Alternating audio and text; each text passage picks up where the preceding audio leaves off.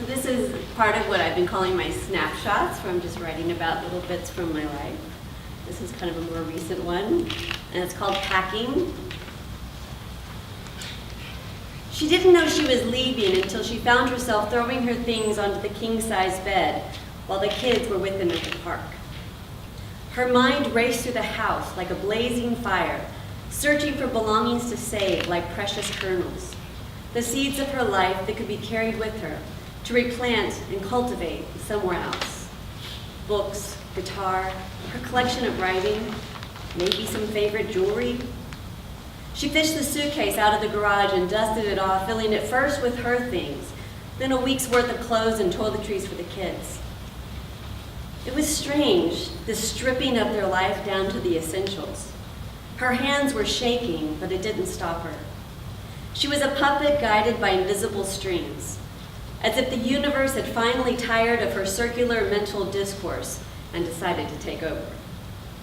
She watched her body moving, but from a distance, her heart silently ripping every time her eyes fell on a picture of them, embracing, smiling, little shrines to love all over the house, screaming, "Family, stability." Was she really finally walking away from that illusion after all the warnings and false starts? She wanted to cling, to close her eyes, to go numb. But now was not the time for thinking things through. She'd already done that. She was merely following breadcrumbs scattered on the forest floor. Now was the time for surrendering to motion, believing in the wisdom of her heart. It was now or never, time to risk it all or allow the blue flame in her chest to slowly fade to the cold ashes of the mundane. Acquiesce to forever trying to warm herself from the embers of a life once forged by roaring flames. Because sometimes you only get one chance to save yourself. Packing the car, her tears had dried and left only tracks of tightness on her face. She slid into the driver's seat to wait for the kids and glanced down at the tattoo peeking out of the sleeve of her t-shirt. A year ago today, she sat in a vinyl chair to pledge devotion to a new passion for life. But she realized now it wasn't really new, merely a stunning resurgence. She simply refused to be satisfied with the empty shell of a life she'd eerily settled into, like the frog in the pot with the slowly rising temperature, having lost the instinct to jump from the heat that was killing her. And now it was time to fill in the outline, flesh out the bones with meat and juice. Suddenly she understood the myths of life requiring the blood of sacrifice, felt her, even her cells, rearranging. Death of the old for the promise of the new, like the 52-year cycle of the Aztecs. Destruction and resurrection. Kali dancing her ecstatic dance, the snake eating its own tail. Every fall, the shriveling leaves drift to the ground and are reborn in the miracle of new growth in the spring. And she knew with a rare clarity that she must protect the minty green buds of the new life she saw sprouting inside her. There was no going back now that she saw it, now that she felt the tug. She'd felt that tug before and knew it led to the unknown, but she also knew it made her feel larger, not smaller. And the thought of staying made the walls feel like they were closing in on her, made her chest contract. Fear was the only thing keeping her from turning the key, slip quietly waiting in the ignition. And fear could never be the right choice. Free radical.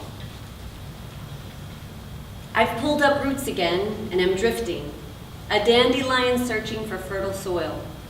I stretch my arms wide and close my eyes, lean into the billowing wind and take flight. Giddy from the height, I trace backwards flips in the sky, spin butterfly silk from my belly to catch me as I free fall. I hitch a ride on dancing electrons, balance tippy-toe on the explosion of disrupted bonds. Wherever I go, there's only the illusion of being solid. I'm just space, breathing into more space. My skin a porous barrier, allowing me to bend and flex. I'm more aware than ever how random it is that only gravity holds me to the earth.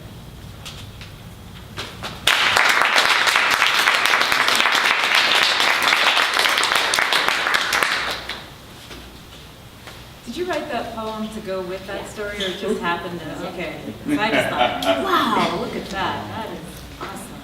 I mean, still awesome either way. Thank you. All right, for our next rouletter, she is going to, something I'm personally interested in, tell us about a different kind of afro sheen. I got dreadlocks under this wig, so I want to know about this. All right, please welcome Udelle Robinson.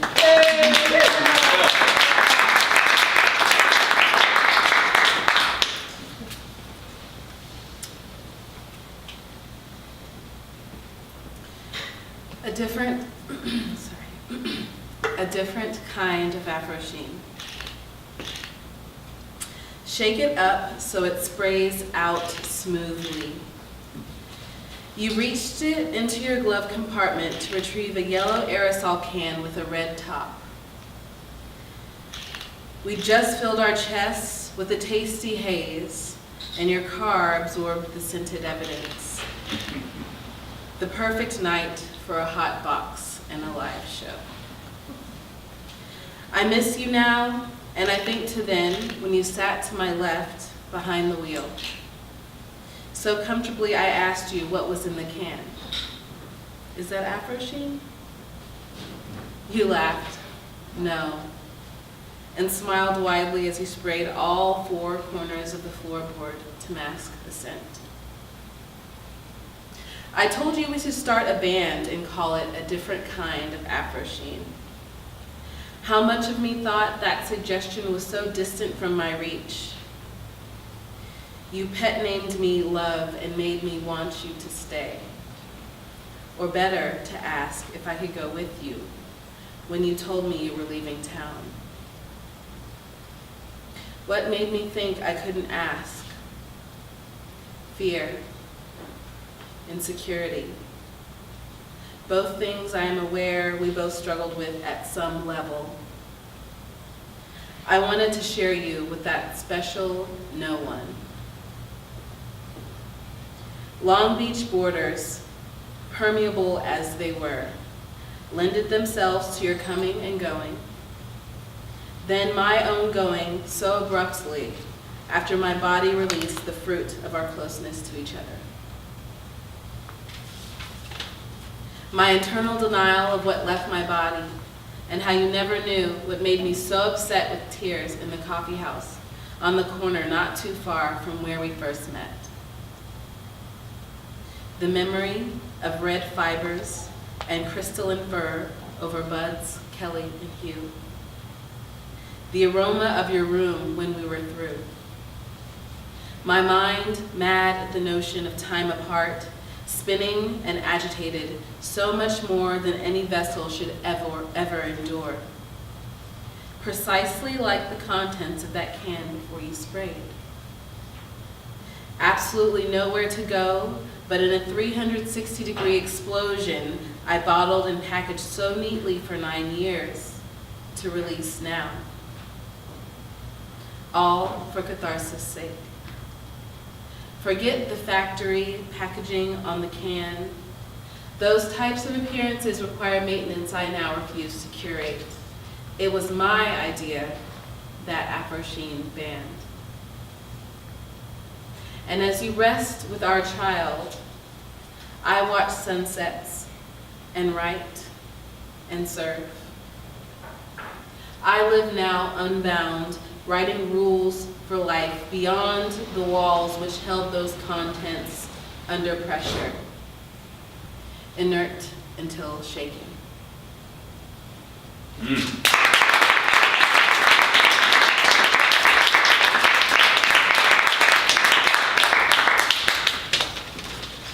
Our next rouletter delves into his own personal definition, or I should say explanations, of the 10 Commandments. So, please welcome Brian Grosz. Oh, yeah.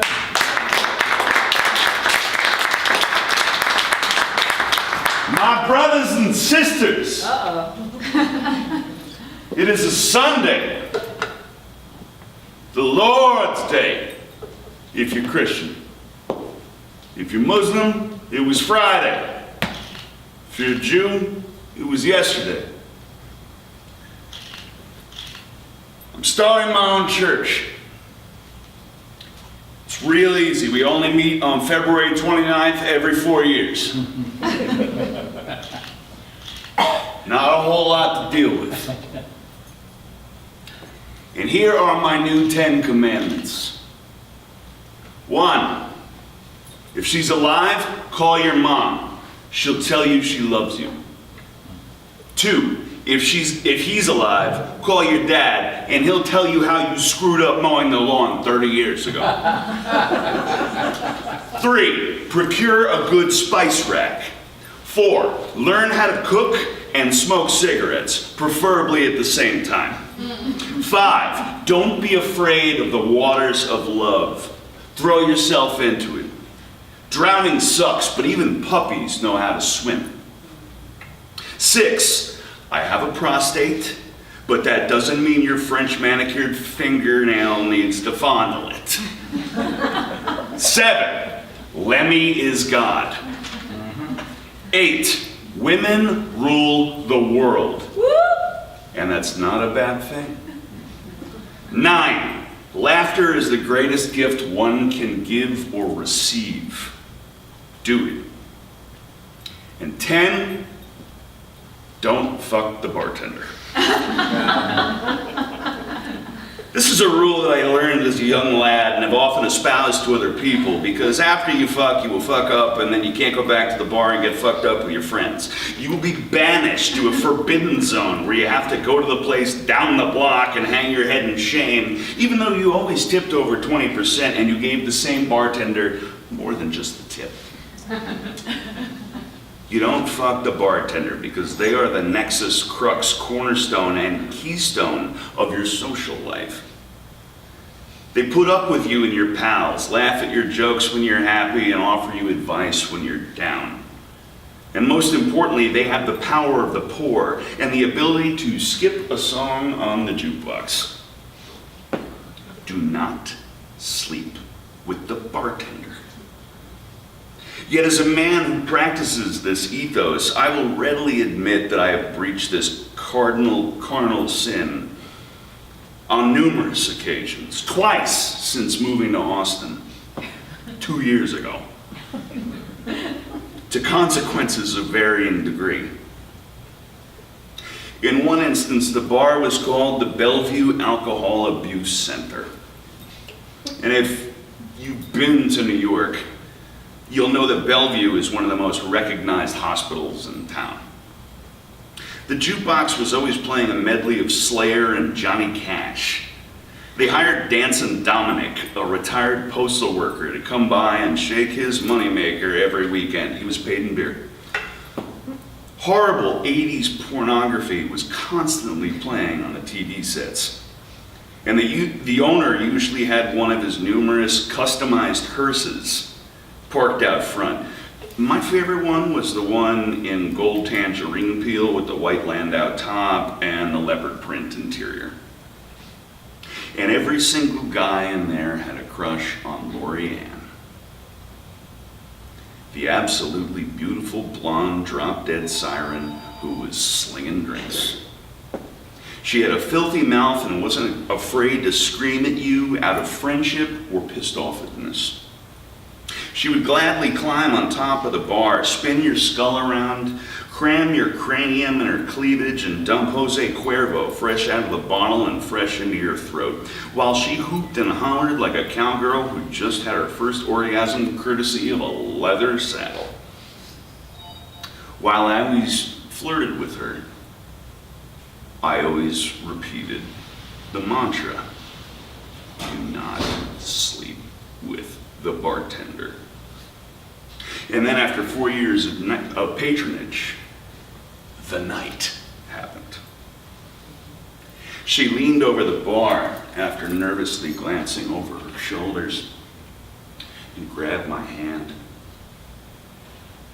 and purred lasciviously. I've always wanted to bleep the bleep out of you. I don't know why I'm censoring myself now. Yeah, you didn't censor the others. I've always wanted to fuck the shit out of you. My shift ends at 4 a.m. What's your address? It was outstanding sex, and while she never wore much clothing during her shifts, she was doubly stunning once undressed. And we both had multiple orgasms worthy of an epic poem recited by a blind Greek man. It was one of those fucks where you wish at the least there was a camera in the room, and at the most that 20 guys from the bar were standing around the bed to watch you harness the unicorn. But there was one thing.